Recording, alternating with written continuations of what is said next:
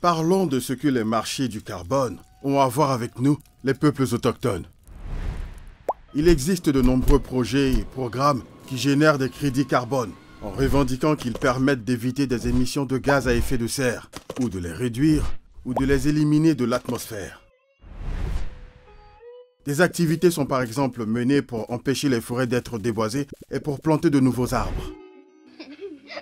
Elles sont liées au concept de réduction des émissions causées par le déboisement et la dégradation des forêts, REDD+, que beaucoup de peuples autochtones connaissent depuis plus d'une décennie parce qu'il est appliqué à nos communautés.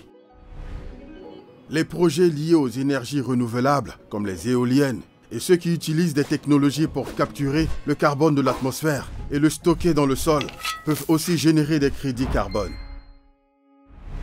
Ils dépendent tous des terres d'une façon ou d'une autre. Et de plus en plus de peuples autochtones à travers le monde voient leurs droits à leurs terres, territoires et ressources davantage menacés par la croissance des marchés du carbone. Par exemple, beaucoup de communautés constatent que des projets ou des programmes de crédit carbone sont mis en œuvre sur leurs terres coutumières sans leur consentement libre, informé et préalable, et bien souvent sans qu'elles en soient même informées. Certains n'ont découvert ces projets que lorsque des acteurs externes sont apparus sur leurs terres pour leur dire d'arrêter de cultiver, de chasser ou de ramasser des ressources sur leurs propres terres. Dans d'autres communautés, des accords de projets de crédit carbone ont été conclus entre des acteurs externes et un seul membre de la communauté, plutôt qu'avec les organes décisionnels, collectifs et légitimes de la communauté. Mais le droit international protège nos droits à nos terres, territoires et ressources, à l'intégrité culturelle, l'autodétermination et au consentement libre, informé et préalable, CLIP. Comment se fait-il que ces droits ne soient pas protégés dans le cadre des activités des marchés du carbone ? Oui, nos droits doivent être protégés, mais en réalité, il y a différentes règles pour différents marchés. Et elles ne sont pas toujours conformes au droit international des droits de l'homme. Même lorsque les règles sont strictes et conformes au droit international, leur mise en œuvre présente d'importants défis. Soit parce que les organismes censés contrôler le respect de ces règles échouent à le faire correctement et ne sont pas entièrement indépendants.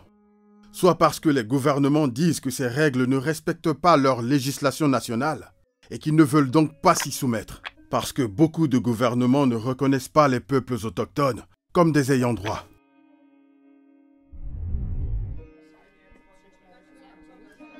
Ou parce que les mécanismes de réclamation ne sont pas adaptés pour remédier aux violations des droits lorsqu'elles surviennent. Il semble qu'il y ait beaucoup de problèmes avec ces marchés du carbone. Je ne suis pas sûr d'avoir confiance. Oui, nous avons le droit d'être suspicieux. On doit toujours poser des questions. Il y a aujourd'hui quelques initiatives dans le cadre des marchés volontaires du carbone qui essaient de remédier à certains de ces problèmes. Ils disent vouloir s'assurer de la haute intégrité des marchés. Et certains représentants des peuples autochtones sont impliqués dans des organes consultatifs associés. Mais, en fin de compte, il revient à chaque peuple autochtone ou communauté de décider en connaissance de cause de ce qu'ils pensent de ces marchés et s'ils souhaitent ou non avoir un rapport quelconque avec eux. Et pour qu'une communauté comme la nôtre sache si quelqu'un essaie de nous manipuler pour signer un contrat défavorable, ou pour que nous prenions une décision informée et collective sur le fait d'être ou non impliqués dans ces projets de crédit carbone et des marchés du carbone.